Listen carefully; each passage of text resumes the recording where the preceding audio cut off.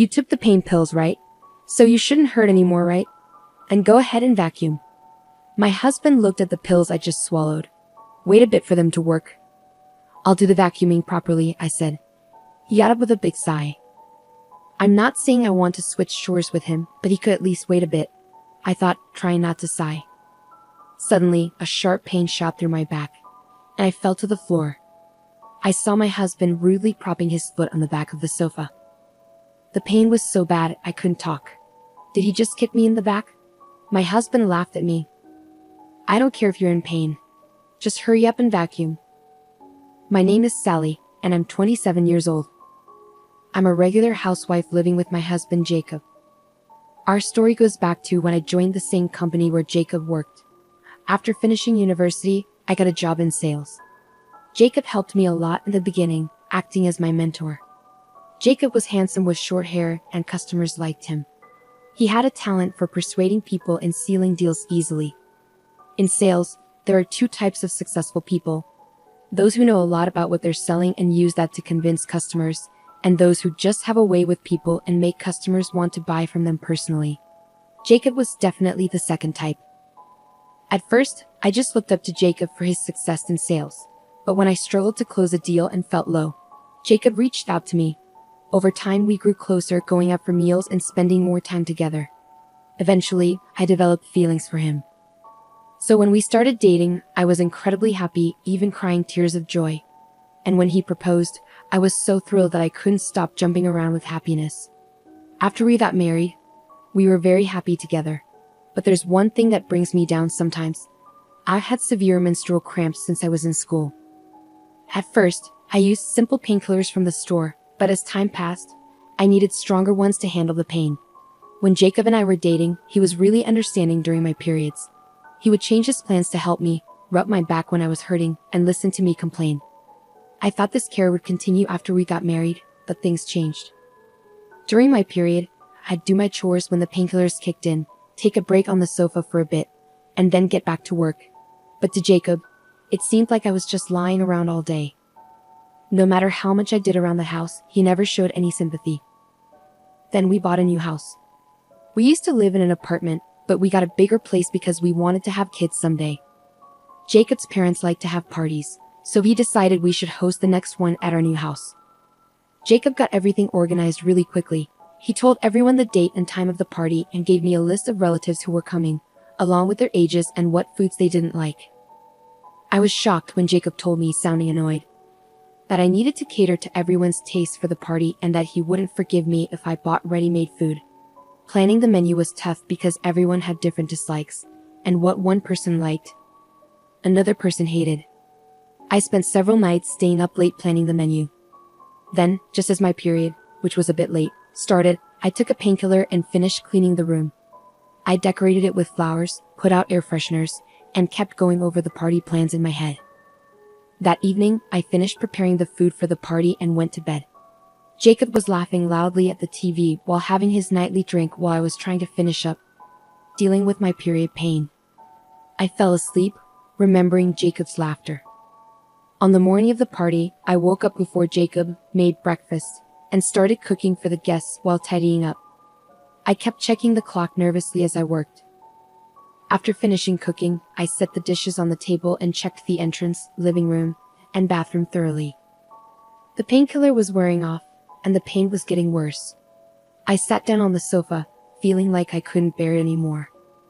I wanted to lie down, but I had done my hair and makeup nicely, and I didn't know when the relatives would arrive, so I stayed seated.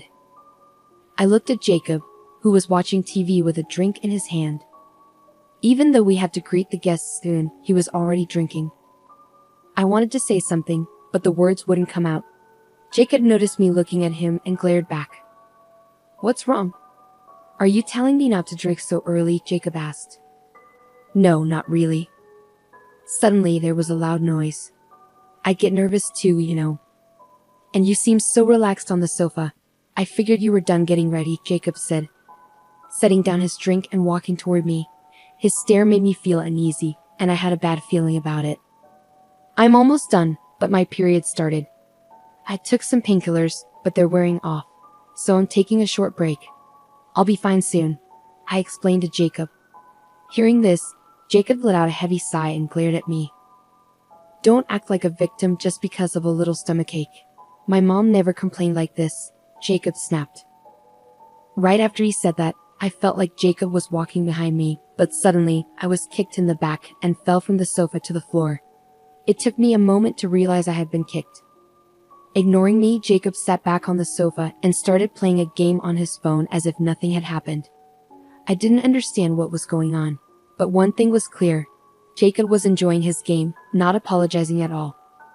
As I tried to get up to leave, Jacob suddenly fell to the floor. I quickly looked up to see his father standing behind the sofa, looking very angry. I couldn't take my eyes off him. What's happening? Jacob asked, looking confused as he checked the sofa. Dad, did you just push me? Jacob inquired, picking up his phone from the floor. I didn't just push you, I shoved you. My father-in-law replied. Why? What's going on? Wait, are you serious? Why would you kick someone in the back? Especially Jacob, she's your wife. My father-in-law scolded him. Jacob seemed a bit surprised by my father-in-law's anger. Well, I had a few drinks and lost control, he tried to explain, but my father-in-law wasn't buying it. Don't blame it on alcohol. No excuse for a man to hit a woman, my father-in-law said firmly. What do you mean? It's just a way to discipline, Jacob argued back. Discipline? She was taking a break on the sofa because she was in pain. I was teaching her that she doesn't work, she doesn't rest. Isn't that right, Sally? Jacob asked, turning to me for support. I didn't know how to answer Jacob's sudden question. I had finished preparing and was just trying to rest on the sofa. Maybe I should just tell the truth. Seeing my dilemma, my father-in-law looked at me. Sally, is what Jacob said true? He asked. I couldn't bring myself to answer. If I told the truth now, Jacob might get upset, and that wouldn't be fair to the relatives who were coming over to see our new home. I was trying to figure out what to say when my father-in-law spoke again. Sally, your silence says a lot, doesn't it? He remarked. Sorry, I managed to mumble, feeling confused by his words. If Jacob was telling the truth, you would have confirmed it right away, but you stayed silent. Does that mean there's something, or everything, wrong with his story? My father-in-law's words struck me hard. I wanted to tell the truth. Everything's ready, we just need to welcome the guests. I'm just not feeling well today, I said, trying to be diplomatic. Ah, you're just on your period? Jacob interjected abruptly. I felt like crying at his lack of sensitivity. I had carefully chosen my words to avoid such a direct topic in front of my father-in-law, and yet. Stop saying my period is just an excuse for feeling unwell. If you're done with your tasks, just say so. It seems like you think I'm sitting around doing nothing because I haven't finished. Jacob kept talking, not noticing how hard I'd been working. That's how Jacob saw things. He didn't remember me telling him earlier that I was almost done with the preparations. He didn't see all the work I've been doing since early morning, even since yesterday, getting everything ready and cooking. He didn't see me taking pills to cope with the pain and keep going. He decided we have the gathering here but didn't lift a finger to help with the preparations or cooking. I did it all by myself. I started to get really angry.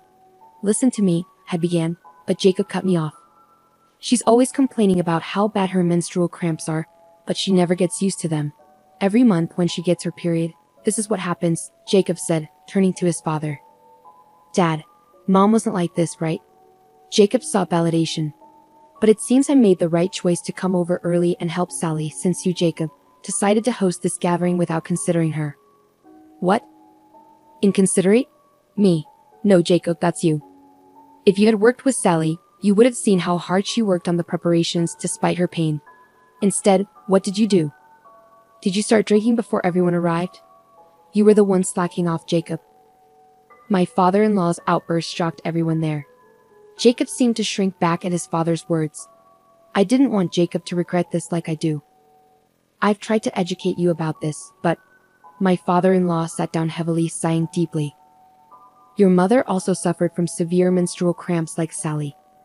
As a man with no knowledge about menstruation, back when information wasn't as easily available as it is now, I used to think your mother, who couldn't handle her own body, was just being spoiled.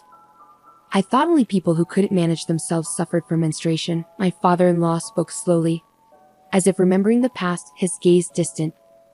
Back then, painkillers were just for peace of mind. Your mother, being a full-time housewife, was told by my mother to do all the household chores. No matter how much menstrual pain she was in, I didn't let her rest. Then, one day, your mother fainted. I rushed her to the hospital, and the doctor told us she had endometriosis. Because of that, her dream of giving you siblings became impossible. My father-in-law continued. Jacob listened intently, staring at my father-in-law's face. Every person's body is different, and not everyone will have the same experiences. But if you ignore severe menstrual pain, it can lead to illness. Your mother did get sick. She was dealing with household chores, raising children, caring for her in-laws, and living with an inconsiderate husband. She had many sources of stress. She ended up infertile and couldn't get pregnant as she had hoped. I blamed it on the times and blamed my mother, but I was wrong. It was my responsibility to understand. It's a pain that we men can't experience, so I should have properly listened to your mother and accepted her as she was. I failed to do that. It was my fault. I regret not challenging my mother's views and remaining ignorant, even now. My father-in-law spoke in a somber tone, gently supported by my mother-in-law. I could only nod to my mother-in-law, who had just arrived, with a sad smile on her face. You did your best to understand me, didn't you? Despite your demanding job, you even helped out with household chores. And to think that you cut ties with your own parents for me, my mother-in-law looked at my father-in-law with kind eyes. Of course I did. I didn't want to burden you any more than I already had. I wanted the three of us to live happily, so that's why I did what I did. But cutting ties with my parents was a big decision. I wanted to avoid having to make such big decisions. That's why I've always tried to teach you, Jacob, hoping that you wouldn't make the same mistakes as I did. But it seems that I wasn't able to convey that to you at all. My father-in-law explained. Feeling the weight of the conversation, Jacob tried to lighten the mood. Hey, don't you think you're being a bit too dramatic, Dad? In my memory, sure. There were times when Mom was really unwell and had to lie down. But I don't remember her ever having to lay down because of something as minor as her period. Is this some kind of nostalgia bias? Are you maybe just assuming it was harder than it really was? Jacob's words hit a nerve. My mother-in-law's hand, resting on my father-in-law's shoulder, trembled slightly. He gently patted her hand and gave Jacob a stern look. He just forgot. Of course, as a mother, she'd want to shield her child from worry. She tried her best not to let you see. But if it were just a matter of gritting your teeth and bearing it, it wouldn't be a disease. Your mother did have to lie down because she was suffering from period pain. I remember you coming home from school and saying that she was asleep again. I remember having an honest discussion with you about it. She wasn't just shirking responsibilities. She had no choice but to lie down because she was unwell. It seems you didn't even notice that. You weren't looking at Sally, and you weren't looking at your mother either. My father-in-law expressed his disappointment. Upon hearing Jacob's words, my father-in-law looked visibly disheartened. I didn't know what to say or if I should even try to ease the tension. Just then, there was a knock at the door. Glancing at the clock, it was 5 minutes before our agreed gathering time. Despite my aching stomach, I hurriedly answered the door. As expected, it was one of our relatives. I quickly greeted them and rushed back to the front door. Upon opening it, all of our relatives stood there, holding a beautifully arranged bouquet of flowers as a housewarming gift. I thanked them warmly, provided guest slippers, and courteously ushered them into the living room. When all the relatives entered the living room, the tension between Jacob and my in-laws was palpable. The relatives exchanged uneasy glances with each other. What's happening? One of the relatives asked my father-in-law. Thanks for coming to Jacob's housewarming party. We were just in the middle of a disagreement, so I apologize for the tense atmosphere, my father-in-law explained. Jacob here thought Sally was just being lazy when she was actually resting on the sofa because she wasn't feeling well. He pushed her off the sofa. So I was reprimanding him. At my father-in-law's words, all the relatives looked shocked, and a younger woman among them approached me with concern. Are you okay? You must be exhausted from all the preparations, she said sympathetically. I shook my head in response. No, it's just... I'm dealing with really painful menstrual cramps. What are you saying? Even workplaces offer menstrual leave, you know. I've used it myself. The woman remarked in disbelief. The severity varies, but if it's really bad, you can take time off work. Why can't you rest at home? With determination, she turned her gaze towards Jacob, who seemed intimidated by the disapproving looks from his parents and all the relatives. Unable to withstand their stares, Jacob hurriedly left the room and retreated to his own. Despite his departure, neither his parents nor any of the relatives followed him. It appeared that the relatives understood my mother-in-law's condition, and even the men showed empathy, which was a relief. Immediately, my father-in-law and mother-in-law approached me, apologizing profusely for their son's behavior, while the relatives admired the newly constructed house and praised the delicious home-cooked meal I had prepared. Not a single person blamed me. Everyone was impressed by the meal I had served, and I received plenty of compliments. Feeling somewhat uplifted, the painkillers began to take effect, and I found myself enjoying the gathering. After some time, I received an email from Jacob. In his message, he expressed frustration that he couldn't enjoy the event because of me and lamented how unfair it was that he was being isolated from the family, with no one taking his side. His choice to communicate via email rather than face-to-face conversation left me feeling upset. As I was contemplating how to respond, my mother-in-law glanced at my smartphone. Upon seeing the message, she immediately rose from her seat. My father-in-law, noticing her reaction, inquired, "What's happening?" My mother-in-law swiftly took the smartphone from me and handed it to him. As my father-in-law read the message, he too stood up abruptly. "He still doesn't get it. We need to take him back and start over with his education," he declared. It was an unexpected development, but my in-laws appeared resolute. Soon, the relatives also voiced agreement, suggesting that Jacob needed to be re-educated, and it seemed they were fully supportive of the idea. After some time, as the relatives gradually departed, my mother-in-law made her way to Jacob's room and pulled him out. With both his parents gripping his arms, they whisked him away before he could protest. About a week after Jacob returned to his parents' home, I received an email from him. He shared how my mother-in-law had been tirelessly educating him about women's bodies, the challenges of menstrual pain, and even had him do household chores while pretending to experience menstrual discomfort. He complained about the difficulty of balancing work and chores. I couldn't help but chuckle as I read his complaints. It seemed like they were indeed starting his education from scratch, just as they had promised. Perhaps now he was beginning to grasp a bit of what I had been going through, and it brought a smile to my face. During Jacob's absence, I decided to address my menstrual pain head-on. Encouraged by my female relatives, who suggested seeing a gynecologist for my severe discomfort, I visited a clinic. The doctor provided helpful advice on medications and lifestyle changes. Living without Jacob's interference turned out to be surprisingly comfortable. I could go about my day at my own pace and rest on the sofa whenever I needed. It was a life where I could prioritize taking care of my body. I found myself wanting to prolong this peaceful period. Part of it was due to my mother-in-law's guidance, but mostly I simply enjoyed the relaxed lifestyle. I chose not to respond to any of Jacob's emails. A few weeks later, Jacob returned home with my in-laws. They sat him down at the dining table and handed him a business card.